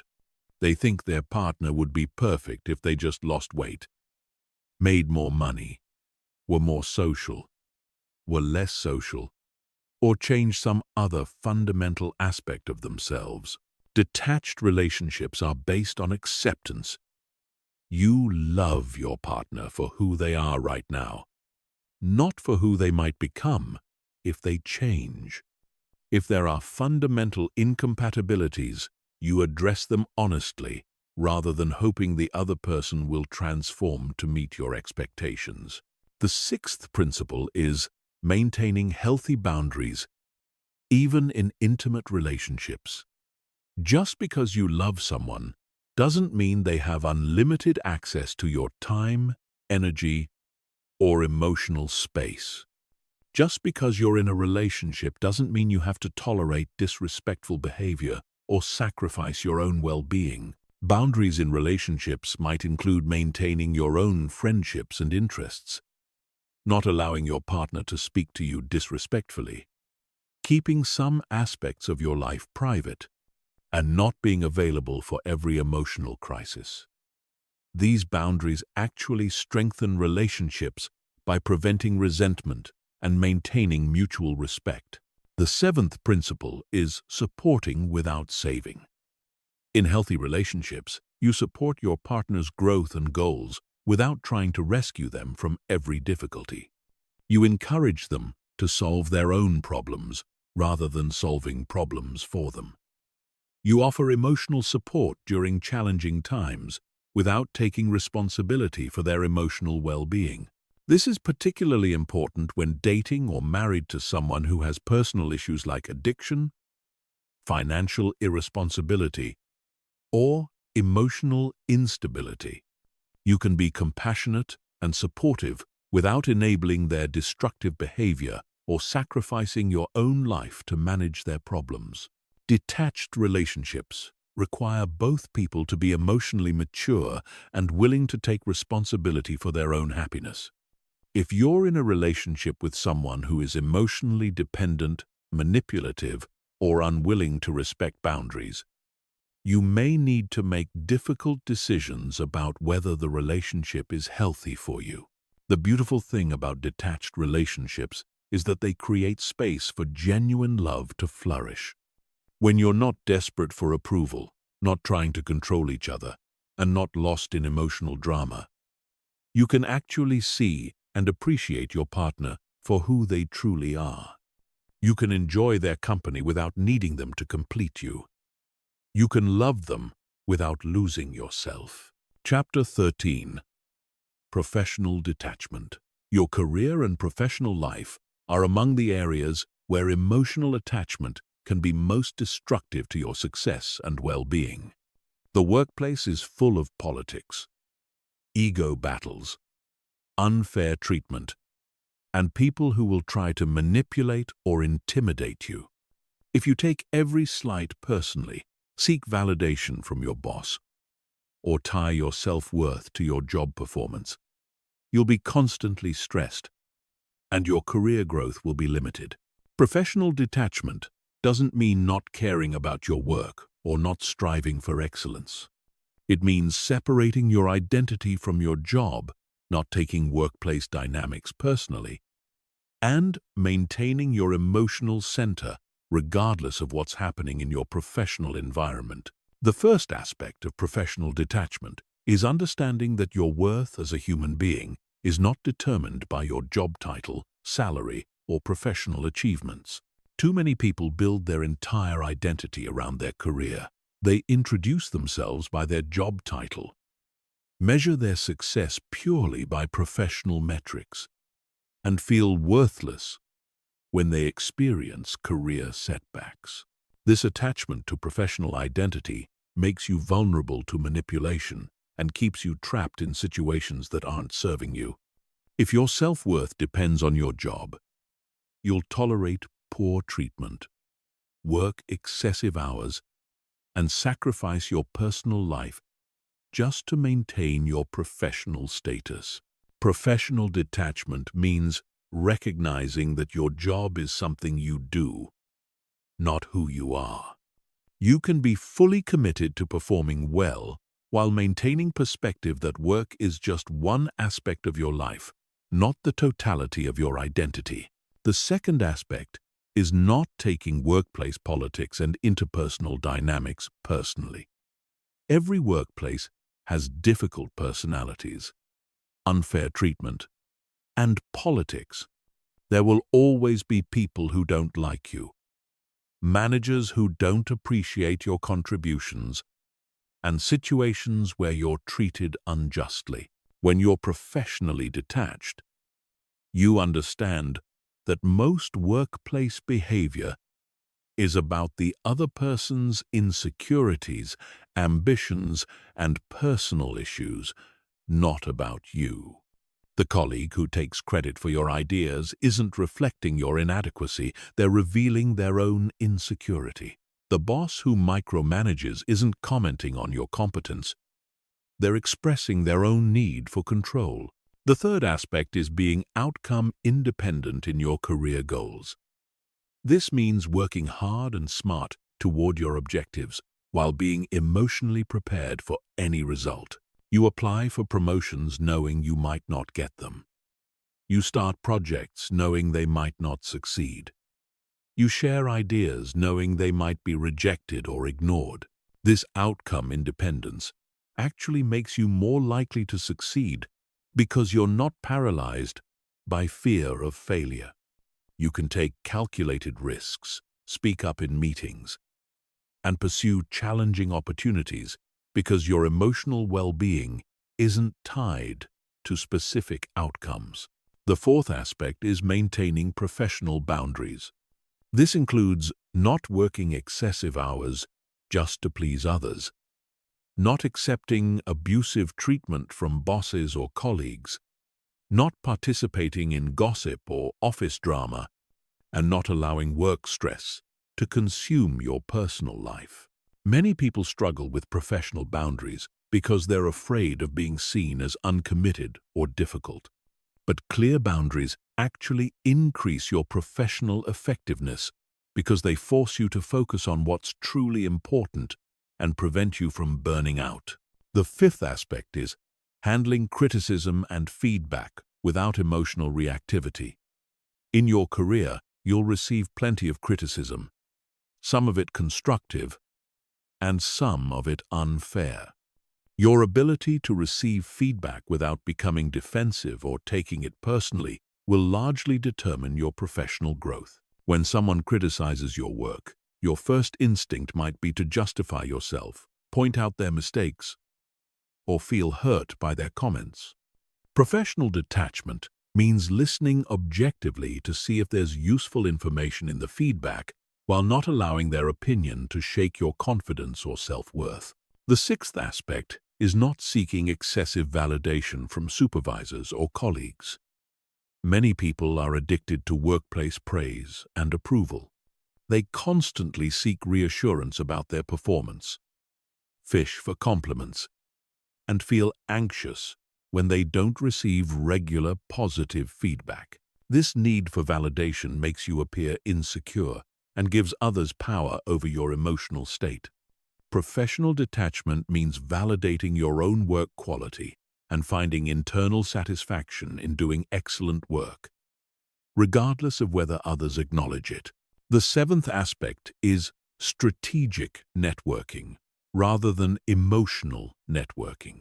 Many people approach professional networking from a place of desperation, trying to get others to like them or hoping someone will rescue their career. This neediness is obvious and off-putting to potential mentors or collaborators.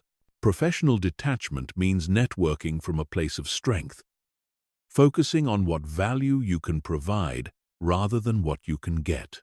You build genuine professional relationships based on mutual respect and shared interests rather than manipulation or desperation. The eighth aspect is handling workplace setbacks without personalizing them. You'll experience failures, rejections, layoffs, and disappointments in your career. Your ability to bounce back from these setbacks without internalizing them as personal inadequacy will determine your long-term success. When you don't get a promotion, it might be due to budget constraints, office politics, timing, or simply not being the right fit for that particular role. Professional detachment means extracting whatever lessons are available from the experience while not allowing it to damage your confidence or derail your career trajectory. The ninth aspect is being willing to leave situations that aren't serving your growth or well-being. Many people stay in toxic work environments because they're attached to the security, status, or identity that their job provides. They tolerate abusive bosses, dead-end roles, or companies with values that conflict with their own. Professional detachment gives you the emotional freedom to make career changes when necessary. You can leave a job that isn't aligned with your goals without feeling like you're giving up your identity. You can take calculated risks because your worth isn't tied to any particular position or company. The final aspect is maintaining perspective on the temporary nature of all professional situations. Companies go through changes, bosses leave, industries evolve, and economic conditions shift. The problems that seem overwhelming today will likely be irrelevant in a few years. Professional detachment means engaging fully with your current work responsibilities while maintaining awareness that nothing in your career is permanent. This perspective helps you avoid getting too attached to specific roles, companies, or career paths that may not serve you indefinitely. When you master professional detachment, you become much more effective in your career because you're operating from confidence rather than fear, from strength rather than neediness. You can take risks, speak truthfully, and pursue ambitious goals because your emotional well-being isn't held hostage by professional outcomes. Chapter 14. Crisis. Proof. Detachment. The true test of your emotional detachment comes not during ordinary times, but during major life crises. When you lose a job, end a significant relationship, face health problems, experience financial difficulties, or deal with family emergencies, your natural tendency will be to abandon all the detachment skills you've developed and fall back into old patterns of emotional reactivity and attachment. Crisis situations trigger your most primitive survival instincts. Your brain interprets these challenges as threats to your existence and floods your system with stress hormones that make rational thinking difficult. This is when most people lose their emotional center and make decisions based on fear, desperation, and attachment to specific outcomes. But crisis is also when emotional detachment becomes most valuable. The people who navigate major life challenges most successfully are those who can maintain their inner stability while everything around them is chaotic. They can think clearly when others are panicking, make rational decisions when others are purely emotional, and find opportunities when others see only problems. The first principle of crisis-proof detachment is accepting that crises are inevitable parts of life. Most people live in denial about this reality. They believe that if they work hard, follow the rules, and make good choices, they can avoid major difficulties. When crisis inevitably strikes, they're emotionally unprepared and feel victimized by circumstances. Crisis-proof detachment means understanding that challenges, setbacks, and unexpected difficulties are normal human experiences. This doesn't make you pessimistic or paranoid. It makes you emotionally prepared. When problems arise, you're not shocked or devastated because you know this is simply part of the human condition.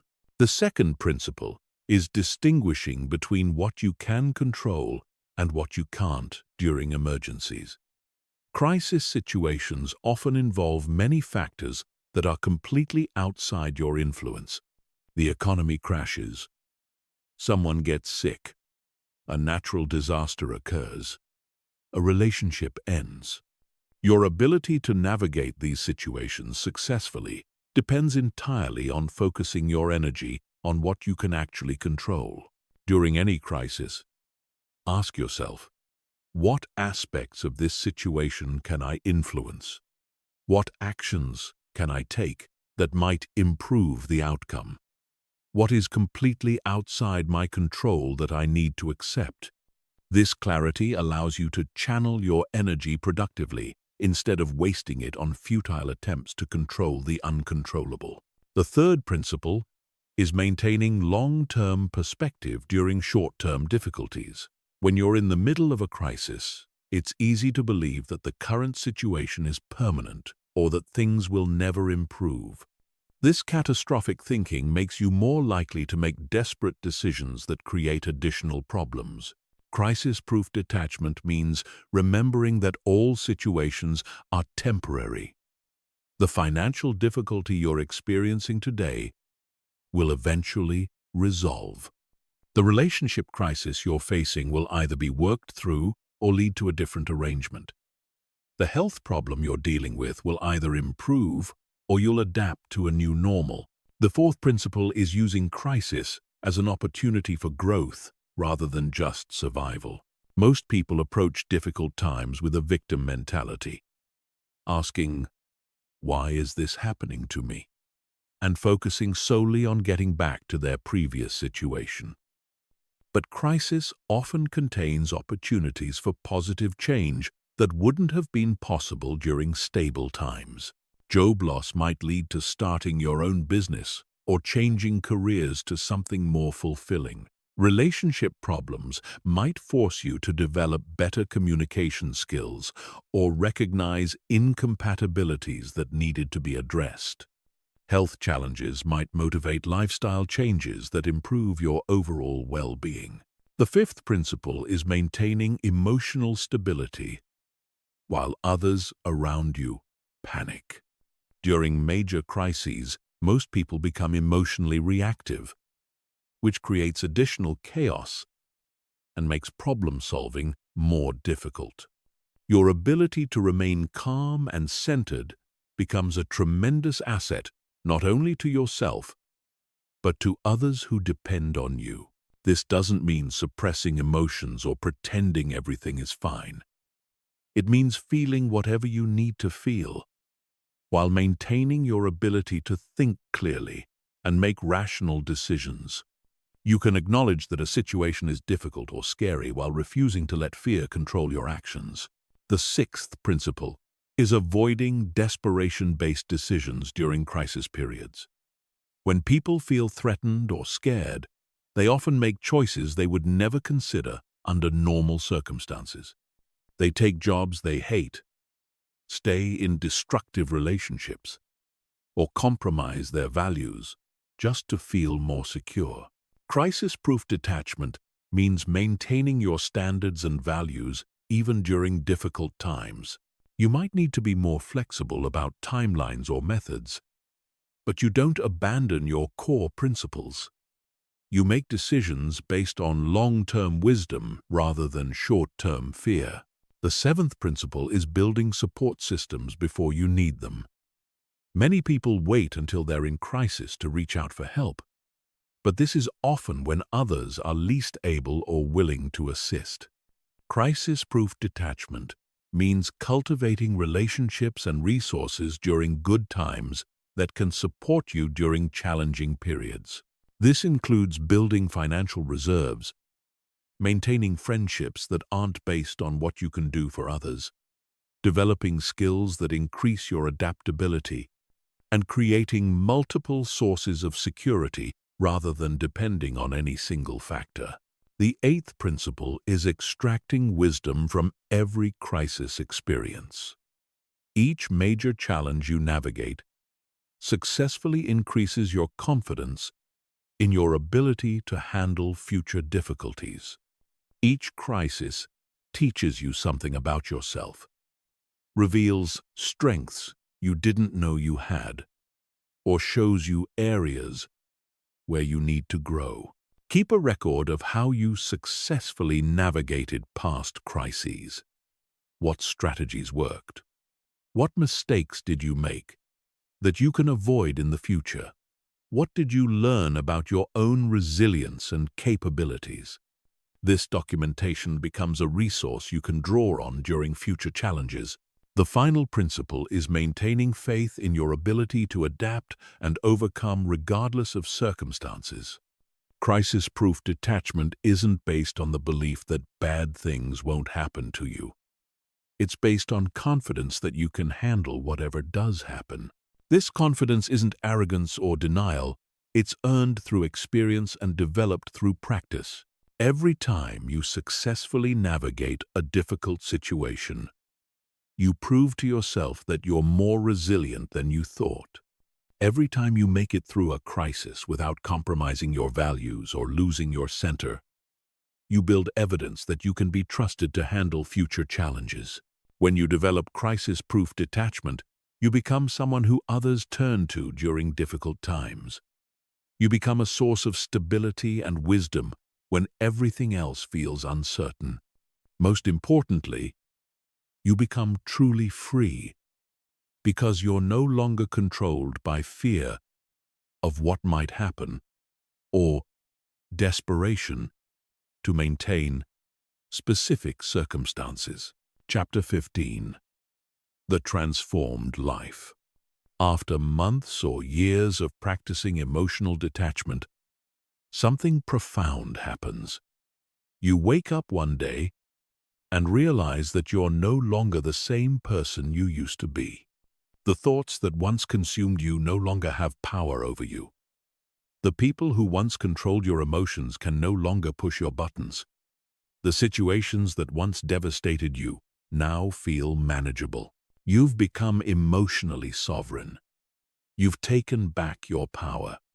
You've broken free from the invisible chains that once bound you to other people's opinions, moods, and behaviors. This isn't just an improvement in your life. It's a complete transformation of who you are and how you experience reality.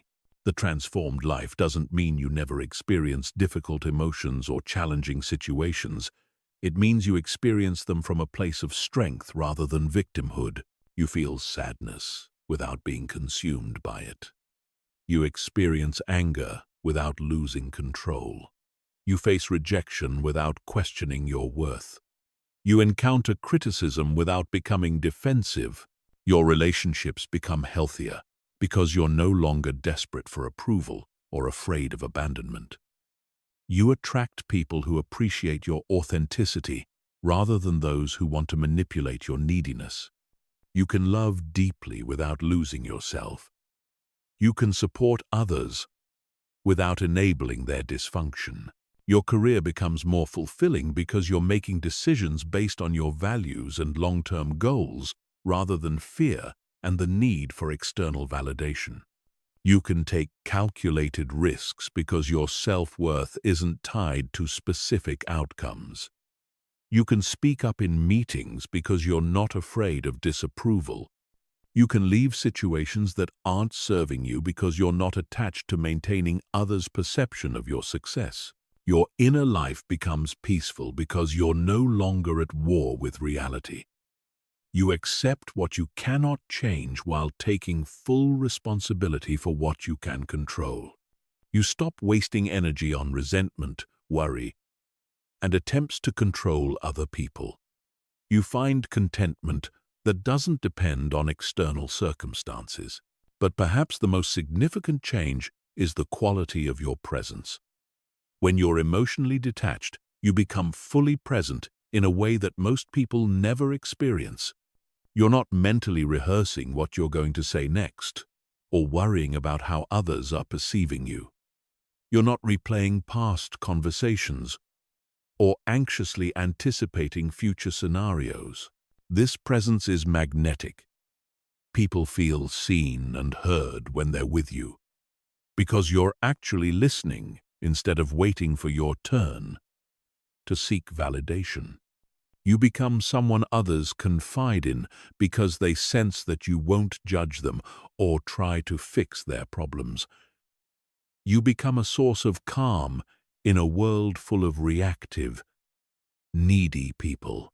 The transformed life also brings clarity about what actually matters. When you're no longer distracted by the constant noise of emotional reactivity, you can see your life's direction more clearly. You understand what brings you genuine fulfillment versus what you thought would make you happy. You can distinguish between goals that align with your authentic self and those that were driven by the need to impress others. This clarity leads to more intentional living. You stop saying yes to things you don't actually want to do. You stop pursuing achievements that don't align with your values. You stop maintaining relationships that drain your energy without adding value to your life. Every choice becomes more conscious and deliberate. The transformed life includes the ability to enjoy success without attachment and handle failure without devastation. When good things happen, you appreciate them fully while understanding they're temporary. When bad things happen, you deal with them effectively while knowing they don't define you. This creates extraordinary resilience. You become someone who can navigate any situation with grace and confidence. Others may crumble under pressure, but you remain stable. Others may panic during crises, but you maintain perspective. Others may be destroyed by rejection or criticism, but you extract whatever useful information is available and move forward. The financial benefits of emotional detachment are often underestimated. When you're not spending money trying to impress others or seeking retail therapy for emotional problems, you naturally become more financially responsible.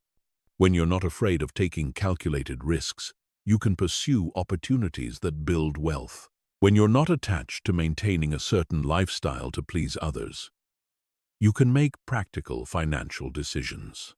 Your health improves because chronic stress from emotional reactivity takes a tremendous toll on your body. When you stop absorbing other people's emotions, stop worrying constantly about things you can't control, and stop seeking validation through unhealthy behaviors, your physical well-being naturally improves. The transformed life also includes deep compassion for others who are still trapped in emotional dependency. You remember what it felt like to be controlled by other people's opinions. You understand the pain of seeking validation that never comes. You recognize the exhaustion of constantly trying to manage other people's emotions. This compassion doesn't make you a savior or enabler. You don't try to rescue people from their emotional patterns because you understand that transformation must come from within. But you can be a living example of what's possible when someone commits to emotional growth. Perhaps most importantly, the transformed life includes unshakable inner peace. This isn't the absence of challenges or difficulties. It's the presence of deep knowing that you can handle whatever life brings.